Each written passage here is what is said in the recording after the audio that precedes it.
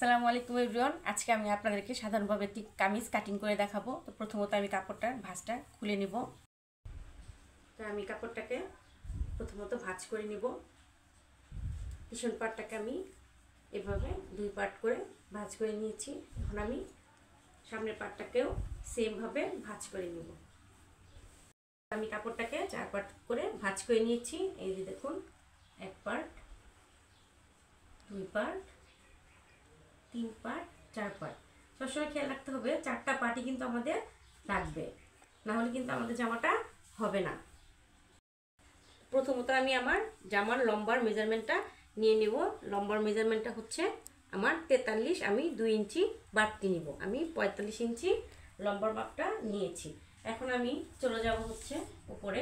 আমি উপরের কাঁধের যেই সাইডটা থাকে সেটা নিব, ফুট লাইনটা নিব হচ্ছে আমি 6 ইঞ্চি। সেম বরাবর আমি ফুট লাইন যত নিয়েছি সেম আমি মোহরাতেও তত ইঞ্চি নিব।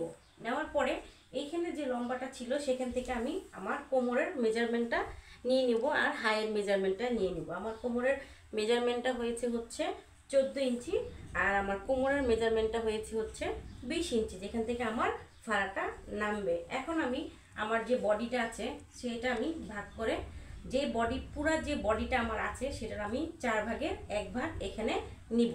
তো 4 ভাগের 1 ভাগ হচ্ছে আমার 9 ইঞ্চি।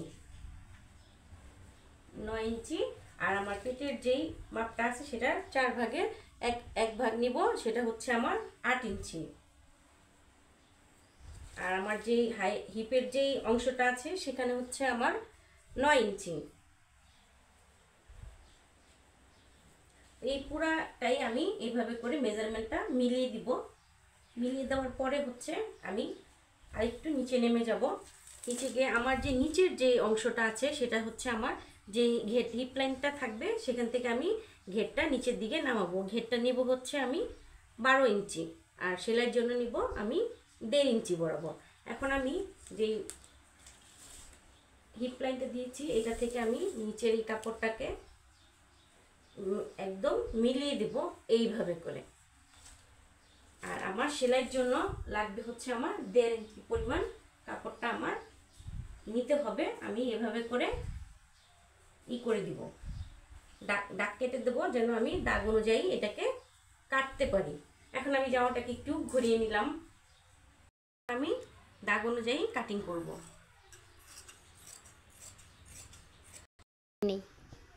তো কাপড়টাকে আমি এই যে কাটিং করে নিয়েছি আমার দাগ অনুযায়ী। একটা জিনিস খেয়াল করেন, আমার যে মাপ ছিল সেই মাপ থেকে যে আমি 1.5 ইঞ্চি পরিমাণ কাপড়টা রেখেছি সেই অনুযায়ী হচ্ছে আমি এখান থেকে কাটিং করে নিয়েছি। এই কাপড়টাকে আমি সাইডে রেখে দেব।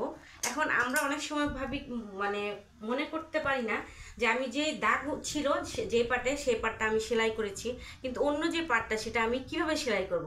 তো সেই জন্য আমাদের এখানে যে দাগটা আছে দাগ অনুযায়ী আমাদেরকে একটু একটু এভাবে করে কাটিং করে দিতে হবে, তাহলে হচ্ছে আমরা আমাদের মেজারমেন্টটা বের করতে পারবো। আমরা এটা অনেক সময় অনেকে ভুলে যাই, মাঝে মাঝে আমি নিজেও ভুলে যাই। তো এটা হচ্ছে যখন কাটিং করব তখন হচ্ছে আমাদের আর কোনো সংকোচ থাকবে না। আমি আপনাদেরকে একটু খুলে দেখাচ্ছি। তার আগে আমি নিচে চলে যাব একটু। আমার যে মেজারমেন্টটা ছিল সেই মেজারমেন্ট অনুযায়ী আমি কাপড়টাকে কাটিং করে নিব। আমার 40 ছিল, আমি 42 ইঞ্চি নিয়েছি।